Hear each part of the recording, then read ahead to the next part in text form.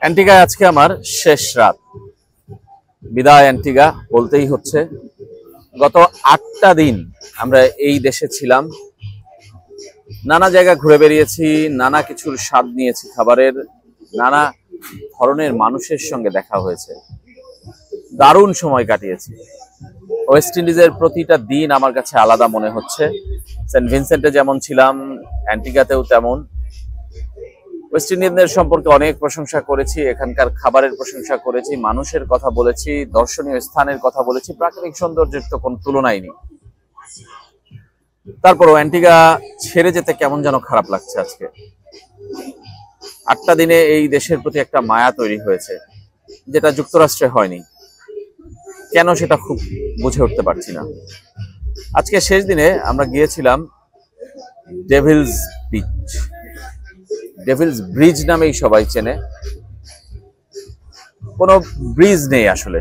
আমি ড্রাইভার যখন আমাদেরকে বললো যে, আমরা বললাম যে আজকে আমরা একটু দর্শনীয় স্থান দেখতে চাই এখানকার, বললাম যে যেসব জায়গা আমরা গিয়েছি, ডেকানসান বে বিচ, জলি হারবার বিচ, কিংবা জেমস ফোর্ড ব্রিজ, কিংবা ইংলিশ হারবার, এগুলো তো আমরা গিয়েছি, বাকি কোথায় আছে সেখানে আমরা যেতে চাই।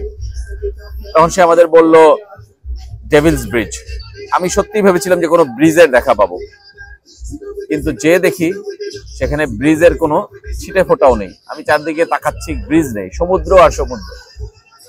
অন্য অনেক দেশের মতো সমুদ্রের ভিতর দিয়ে ব্রিজ চলে গেছে এমনটাই আমার ধারণা ছিল, কিন্তু পরে দেখলাম ব্রিজ আছে। সেটা একটা ন্যাচারাল ব্রিজ, মানে পাথর ব্রিজের মতো হয়ে তৈরি হয়েছে, ভিতর দিয়ে পানি যাচ্ছে।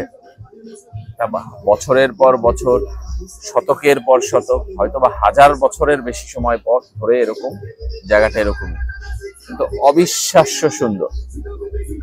না গেলে আসলে আমরা মিস করতাম, এটা নিশ্চিত। আমরা ধন্যবাদ দিয়েছি ড্রাইভারকে। আমাদের ড্রাইভার ছিলেন জন, তাকে, যে আসলে তিনি আমাদের যদি হেল্প না করতেন কিংবা নিয়ে না যেতেন আমরা যেতেই পারতাম না। সেখান থেকে আমরা গিয়েছিলাম আরেকটা সৈকতে, লং বে বিচ, নতুন সমুদ্র সৈকত, 365-66 যেটাই বলেন, তার আরো একটা।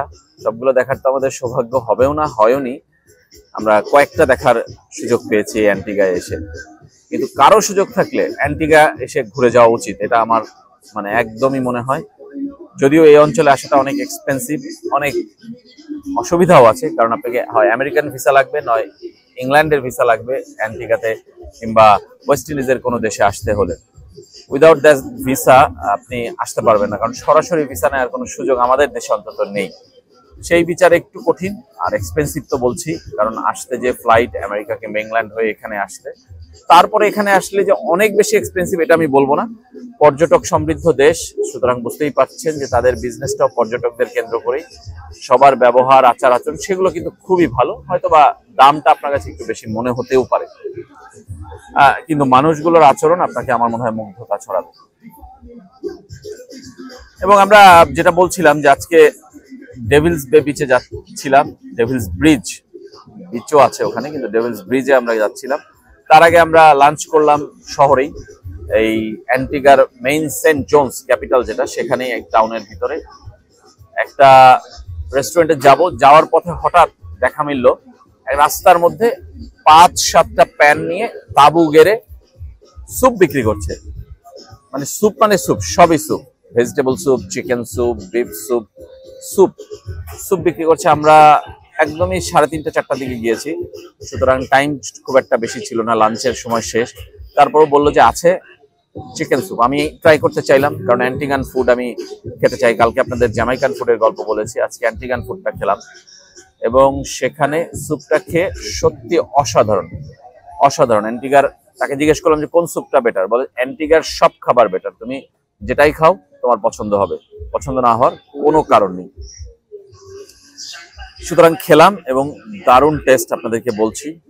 এটা আমি বুঝিয়ে বলতে পারবো না কেমন।